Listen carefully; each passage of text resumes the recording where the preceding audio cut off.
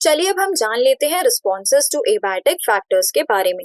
हम सभी ने गर्मियों में स्वेटिंग को तो एक्सपीरियंस किया ही होता है और साथ ही हमने विंटर्स में शिवरिंग भी एक्सपीरियंस की होती है। क्या आप बता सकते हैं कि ये जो एक्सट्रीम टेम्परेचर्स में हम लोग सरवाइव कर पाते हैं या फिर इन्हें हम टॉलरेट कर लेते हैं, उसके क्या रीजंस हो सकते हैं?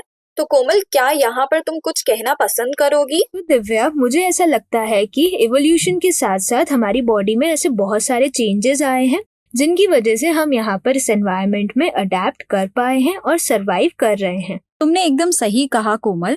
ये जो अलग अलग एनवायरमेंटल कंडीशंस के अंदर ऑर्गेनिज्म सरवाइव कर पाते हैं, उसका यही रीजन होता है कि वहां पर वो अपने इंटरनल बॉडी टेम्परेचर और साथ ही बॉडी फ्लूइड्स की जो ऑस्मोटिक कंसंट्रेशन होती है उसको वो मेंटेन करने की कोशिश करते हैं। और ये सभी होता है वहां पर जितनी भी बायोकेमिकल रिएक्शंस होती हैं उनको एडजस्ट करके, और इस प्रोसेस को हम कहते हैं homeostasis. Homeostasis is the ability to maintain internal stability in an organism to compensate for environmental changes. हम होम्योस्टासिस को दो तरीके से मेंटेन कर सकते हैं, फिजियोलॉजिकल और आर्टिफिशियल। सबसे पहले हम समझते हैं फिजियोलॉजिकल मीन्स। यहाँ पर हम इसे एक एग्जाम्पल के थ्रू समझेंगे। जब हमारी बॉडी के अंदर कोई भी वायरस आकर इन्फेक्ट करता है तो बॉडी के अंदर क्या होता है, हमारी बॉडी का टेम्परेचर इमीडिएटली बढ़ जाता है। ये टेम्परेचर राइज इसलिए होता है क्योंकि वहां पर जो भी वायरस हमारी बॉडी के अंदर पहुंचे हैं वो हमारी बॉडी को टेक ओवर करने की कोशिश करते हैं, और अगर वहां पर नॉर्मल बॉडी टेम्परेचर रहेगा तो वो वायरस बहुत ज्यादा इन्फेक्शन फैला सकते हैं। इसी वजह से बॉडी रिस्पॉन्स शो करती है और हमारे बॉडी के टेम्परेचर को इमीडिएटली बढ़ा देती है ताकि जो वो वायरस है वो वहां पर ढंग से काम ना कर पाए और हमारी बॉडी को कम से कम नुकसान हो।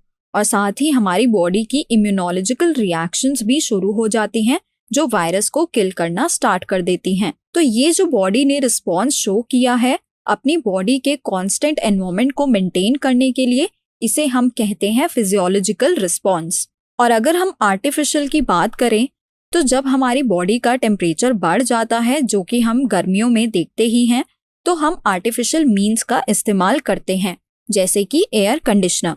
तो हम एयर कंडीशनर को यूज करके अपने एनवायरनमेंट का टेम्परेचर लोअर डाउन कर लेते हैं ताकि हमारी बॉडी का एनवायरनमेंट जो है वो मेंटेन रहे। चलिए यहाँ पर हम एक एग्जाम्पल के थ्रू समझते हैं कि होम्योस्टैसिस कैसे मेंटेन होता है। मान लीजिए कि अगर किसी इंसान की एफिशिएंसी 25 डिग्री टेम्परेचर पर है, तो अगर उसके एनवायरनमेंट में टेम्परेचर बढ़ जाता है, यानी मान लीजिए यहाँ पर टेम्परेचर 35 डिग्री तक पहुंच गया, तो उसकी एफिशिएंसी डिक्रीज हो जाती है। इसलिए ऐसी कंडीशंस में वो अपने एनवायरनमेंट को चेंज करने की कोशिश करता है, और ये हो सकता है एक्सटर्नल हेल्प की मदद से, जैसे कि अगर हम एयर कंडीशनर का इस्तेमाल करें तो अब जो एनवायरनमेंट है वो कैसा हो जाएगा, वो एकदम फेवरेबल हो जाएगा और अब बॉडी उतनी ही एफिशिएंसी से काम कर पाएगी। ऑर्गेनिज्म स्ट्रेसफुल एक्सटर्नल एनवायरनमेंट के लिए बहुत से रिस्पॉन्सेस शो करते हैं, जैसे कि रेगुलेशन, माइग्रेशन, कॉन्फर्मेशन या फिर सस्पेंशन। जानते हैं इन सभी रिस्पॉन्सेस के बारे में। जान लेते हैं रेगुलेशन के बारे में। ऑर्गेनिजम्स अपने इंटरनल एनवायरनमेंट को रेगुलेट करते हैं दो तरीकों से, जो है फिजियोलॉजिकल और बिहेवियरल मीन्स। फिजियोलॉजिकल, जैसे कि हमने पहले भी पढ़ा था, फिजियोलॉजिकल तरीके कैसे होते हैं जहां पर ऑर्गेनिजम्स इंटरनली अपने टेम्परेचर या फिर अपने बॉडी फ्लूइड्स के कॉन्सेंट्रेशन को मेंटेन करने की कोशिश करते हैं। और अगर हम बात करें बिहेवियरल मीन्स की, तो वहां पर ऑर्गेनिजम्स अपने बिहेवियर के थ्रू यानी कुछ ऐसी एक्टिविटीज परफॉर्म करते हैं जिससे उनके इंटरनल टेम्परेचर के अंदर या फिर ऑस्मोटिक कॉन्सेंट्रेशन के अंदर चेंजेस आते हैं। जब ऑर्गेनिजम्स अपने इंटरनल टेम्परेचर को मेंटेन करते हैं तो उसे हम कहते हैं थर्मोरेगुलेशन। थर्मोरेगुलेशन हीट ट्रांसफर की मदद से होता है, जिसके कई सारे वेज हो सकते हैं, जैसे कि कंडक्शन, कन्वेक्शन, इवेपोरेशन या फिर रेडिएशन। तो अगर हम सबसे पहले कंडक्शन की बात करें, कंडक्शन एक ऐसा प्रोसेस रहता है जहां पर हीट ट्रांसफर ऑब्जेक्ट्स में डायरेक्ट कांटेक्ट की वजह से होता है। और अगर हम बात करें कन्वेक्शन की, तो कन्वेक्शन होता है सॉलिड्स के अंदर जहां पर मॉलिक्यूलर कोलिजन्स की वजह से हीट ट्रांसफर होती है।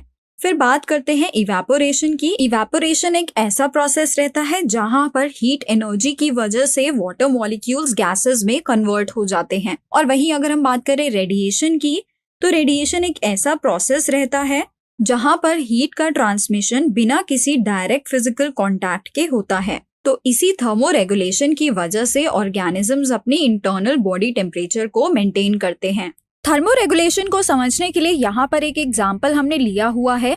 आप देख सकते हैं यहाँ पर एक काऊ को दिखाया गया है। मान लेते हैं अगर इस काऊ को बहुत ही हॉट क्लाइमेट में सर्वाइव करना है, तो यहाँ पर बहुत सारे ऐसे हीट ट्रांसफर के प्रोसेसेस देखने को मिलते हैं, जैसे कि इवेपोरेशन, जिससे इसकी बॉडी की जो हीट है वो रिलीज आउट होती है और बॉडी के अंदर कूलिंग इफेक्ट रह जाता है। साथ ही हर ऑर्गेनिज्म की जो बॉडी होती है उनसे इंफ्रारेड रेडिएशंस रिलीज होती हैं और कंडक्शन के प्रोसेस से भी हीट ट्रांसफर होता है। तो इन सभी हीट ट्रांसफर प्रोसेस से ये काऊ जो है यहाँ पर थर्मोरेगुलेशन कर पाती है। ह्यूमंस की बॉडी 37 डिग्री सेल्सियस पर बहुत अच्छे से काम करती है, यानी नॉर्मल फिजियोलॉजिकल एक्टिविटीज वहाँ पर चलती हैं। लेकिन मान लीजिए कि अगर टेम्परेचर बाहर 40 डिग्री सेल्सियस हो जाता है तो अंदर के 37 डिग्री सेल्सियस को मेंटेन करने के लिए बॉडी पर्सपायर करने लगती है, यानी बॉडी से स्वेटिंग होने लगती है और इसकी वजह से रह जाता है बॉडी के ऊपर कूलिंग इफेक्ट और इस तरीके से बॉडी थर्मोरेगुलेट करती है। इसी तरह अगर हम विंटर्स की बात करें तो विंटर्स में टेम्परेचर बहुत ही लो हो जाता है, जैसे कि अगर 25 डिग्री सेल्सियस टेम्परेचर हो जाएगा तो बॉडी शिवर करना स्टार्ट कर देती है। शिवरिंग से बॉडी के अंदर हीट प्रोड्यूस होती है, जिसकी वजह से human body 37 degree Celsius temperature maintain कर पाती है। थर्मोरेगुलेशन मैमल्स में देखने को मिलता है, लेकिन प्लांट्स में थर्मोरेगुलेशन नहीं देखने को मिलता। इसी तरह ऑर्गेनिजम्स के अंदर ऑस्मोरेगुलेशन भी देखी जाती है। ऑस्मोरेगुलेशन एक ऐसा प्रोसेस है जहां पर जो ऑर्गेनिजम्स होते हैं, जैसे कि फिशेस, वो अपने इंटरनली बॉडी फ्लूइड्स की कॉन्सेंट्रेशन को मेंटेन करने की कोशिश करते हैं। इनके अंदर कुछ ऐसे ऑस्मो रेगुलेटर्स प्रेजेंट होते हैं जो इस प्रोसेस में इनकी मदद करते हैं। यहाँ पर एक ध्यान देने वाली बात है कि जो ऑस्मोटिक कंसंट्रेशन होती है ऑर्गेनिजम्स की, वो एक्सटर्नल ऑस्मोटिक कंसंट्रेशन पर डिपेंड नहीं करती।